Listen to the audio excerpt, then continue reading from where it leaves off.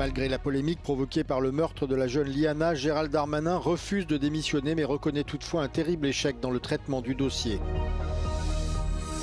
Les frappes israéliennes sur le Liban se poursuivent malgré le cessez-le-feu. Il reste difficile de prévoir des changements à court terme dans le pays, selon le chef de mission adjoint de la FINUL.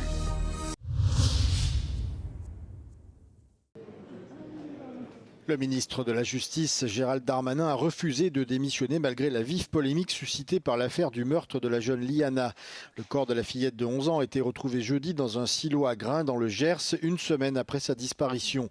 Le garde des Sceaux a reconnu un énorme échec dans le traitement des signalements visant le principal suspect, tout en estimant que son départ ne permettrait pas de résoudre les dysfonctionnements mis en lumière par cette affaire. Est-ce que j'ai fait mon travail de garde des Sceaux? L'inspection le dira. Le Parlement est là pour le contrôler, les médias peuvent en faire une discussion. En tout cas, j'essaie de réformer le ministère de la Justice. Le principal suspect est un homme de 41 ans, père d'une camarade de classe de Liana. Il avait été formellement mis en examen à 2 reprises pour le viol d'un enfant. Une plainte avait été déposée en août dernier, mais la police ne l'avait toujours pas interrogé lorsque Liana a disparu 9 mois plus tard. Est-ce que l'affaire Liana est une affaire de défaillance ponctuelle? Est-ce que c'est un mauvais process mortel qui nous amène là où nous en sommes? Ou est-ce qu'il y a de façon plus systémique de très nombreuses affaires comme celle-ci dans les cours d'appel et dans les parquets en France? C'est l'inspection qui le dira et c'est le travail que feront les procureurs généraux et je ferai toute la vérité sans rien cacher aux Français. Gérald Darmanin a demandé au procureur de réexaminer les 70 000 plaintes en cours d'instruction pour des violences sexuelles présumées sur mineurs. Selon la commission indépendante sur l'inceste et les violences sexuelles faites aux enfants, seuls 7% de ces plaintes aboutissent aujourd'hui à une condamnation. Les rebelles houthis du Yémen entrent dans le conflit au Moyen-Orient aux côtés de l'Iran. Après plusieurs semaines de calme relatif, les attaques ont repris dans la nuit de dimanche à lundi. Les Houthis du Yémen ont annoncé avoir lancé des roquettes contre Israël ce lundi. Ils imposent également une interdiction de navigation aux navires israéliens en mer Rouge. Les Houthis avaient déjà pris pour cible des cargos pendant la guerre entre Israël et le Hamas à Gaza, forçant de nombreuses compagnies à effectuer un long détour par la pointe sud de l'Afrique, ce qui ajoute généralement environ 14 jours et des coûts importants aux traversées entre l'Asie et l'Europe.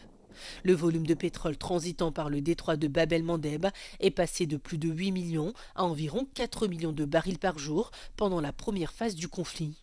Les Houthis ont suspendu leurs attaques après le cessez-le-feu à Gaza en octobre 2025, mais ont averti qu'ils reprendraient si la guerre avec l'Iran s'intensifiait. Alors que le détroit d'Ormuz reste fermé, leur nouvelle menace met désormais en péril 2 des passages maritimes les plus stratégiques au monde. L'attaque des Houthis est survenue alors qu'Israël et l'Iran échangeaient des tirs ce lundi, mettant une nouvelle fois à rude épreuve le cessez-le-feu et compromettant les espoirs d'un accord de paix. Au cours du week-end, Israël a lancé des frappes sur le Liban, tuant plusieurs personnes, dont 3 membres de l'armée libanaise, quelques jours seulement après que les 2 parties se soient mises d'accord sur un cessez-le-feu. Dans une interview accordée à Euronews, le chef de mission adjoint de la FINUL déclare que si la force de maintien de la paix de l'ONU est présente pour soutenir le processus de paix, elle ne peut imposer aucun accord aux parties concernées. There was already a cessation of hostilities agreement found in November 24. We have supported this, in particular the redeployment of the Lebanese armed forces to the south, verifying that Hezbollah had vacated the south and helping the Lebanese armed forces to clear the south of weapons that were not under the control of the state. So we are here to support a process, but when the process fails, then it is not for UNIFIL to substitute itself to the parties and force an agreement that the parties have to implement. Le Hezbollah rejette les pourparlers entre Israël et le Liban. Un précédent cessez-le-feu a été violé quotidiennement. Les troupes israéliennes sont déployées profondément à l'intérieur du territoire libanais et les militants du Hezbollah continuent d'attaquer Israël. I think it's very difficult to see now a change within a few weeks.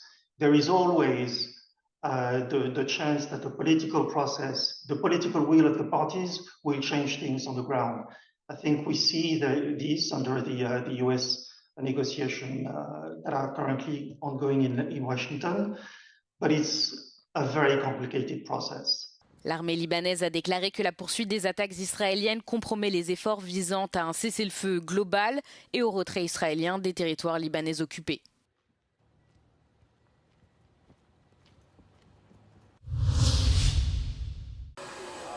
L'Union européenne a débloqué 5 millions d'euros supplémentaires pour soutenir les efforts visant à endiguer la dernière épidémie d'Ebola dans l'est de la République démocratique du Congo. Cette initiative intervient alors que l'épidémie continue de s'accélérer en Afrique centrale où près de 500 cas ont désormais été confirmés selon l'OMS qui a déclaré la crise comme une urgence de santé publique internationale. Lors de sa visite dans la région dimanche, la commissaire européenne chargée de la gestion des crises, Hadja Labib, a expliqué comment ces nouveaux fonds seront utilisés. Dès l'apparition de l'épidémie, nous nous sommes mobilisés, nous étions très rapidement sur le terrain pour renforcer l'aide. Et cet engagement continue aujourd'hui. Je ne viens pas les mains vides, je viens avec 5 millions supplémentaires pour créer des centres régionaux de diagnostic dans les provinces qui sont les plus touchées.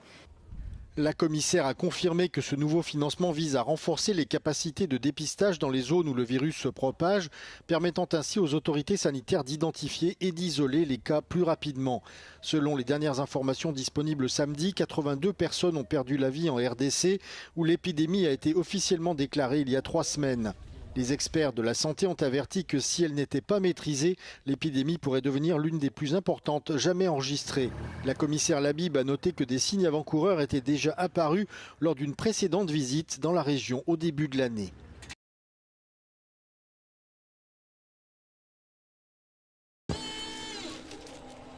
15 ans après leur saisie, les douaniers du Havre peuvent enfin tourner la page. Derrière ces cartons entreposés dans un lieu tenu secret, plus de 37 000 paires de baskets contrefaites arrivées de Chine en 2011. Une affaire exceptionnelle qui a nécessité plus d'une décennie de bataille judiciaire avant d'aboutir à leur destruction.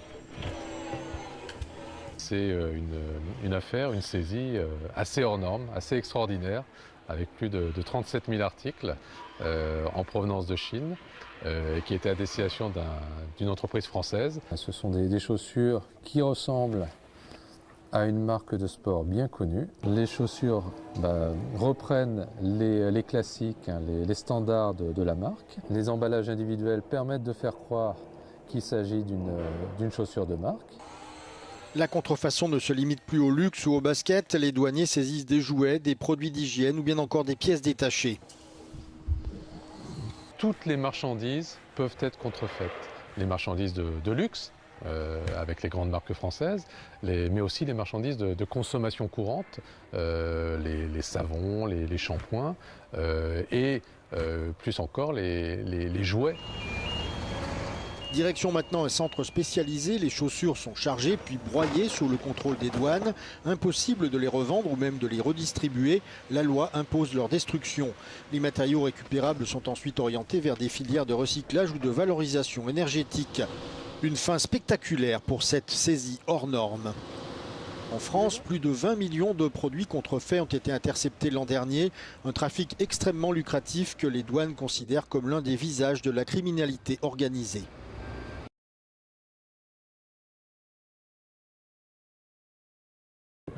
À première vue, cette scène semble tout droit sortie d'un western. Mais il s'agit en réalité de l'une des traditions typiques de la région rurale de la Maremme, dans le centre de l'Italie. Chaque année au mois de mai, l'association des buteries de Canal Monterano organise une fête appelée Riarto. Elle commémore le moment précédant le début de la transhumance, lorsque les buteries se réunissaient pour s'affronter dans des épreuves destinées à tester leur agilité. Aujourd'hui encore, les veaux de la Maremme vivent exclusivement dans des pâturages sauvages. Pour les rassembler, ces bergers chevronnés mettent à profit leur talent à cheval. Il buttero era la persona che doveva non solo accudire il bestiame, ma doveva anche preoccuparsi di fare i rimessaggi, fare lo svezzamento dei vitelli. Il suo modo di lavorare non era solo con il cavallo. Avec les progrès technologiques, le métier de buttero a presque disparu, mais la passion des personnes attachées à ce mode de vie contribue à préserver la fonction. Io quando ero ragazzino vi ricordo che al paese la sera rientravano i butteri con i cavalli, c'erano le stalle proprio alla zona periferica del paese E poi domavano continuamente durante l'anno, domavano cavalli o per loro fabbisogno, o per loro bisogno, oppure per il bisogno di altre persone. Mais selon la nouvelle génération de Buteri, les nouvelles technologies apportent des améliorations considérables. Ci sono stati diversi cambiamenti che agevolano un po' anche il lavoro del buttero, anche il controllo per esempio con una macchina è più veloce piuttosto che a cavallo, è più comodo, la gestione se vogliamo pure della banca dati a livello proprio anagrafico per capire chi c'è in azienda, quanti ne mancano, quanti ne sono nati, una visione un po' più d'insieme forse rispetto a quella che era in passato quando il buttero conosceva più da vicino l'animale, invece oggi forse lo conosce poco più da lontano ma ha una visione d'insieme più generale. Pour Marta et son frère Alessandro, la famille et leurs racines dans la région ont joué un rôle déterminant dans leur choix de devenir des Buteri. La parte del buttero è proprio questa, essere il supervisore del lavoro, del proprio lavoro, di se stesso, e per questo è una cosa che ti rende anche molto orgoglioso, perché non sei responsabile solamente di te. Sei responsabile di tutto ciò che ti circonda, della tua azienda, delle tue vacche, di ciò che ti hanno lasciato, e deve essere una cosa che ti rende fiero. Une passion qu'ils espèrent pouvoir transmettre aux prochaines générations.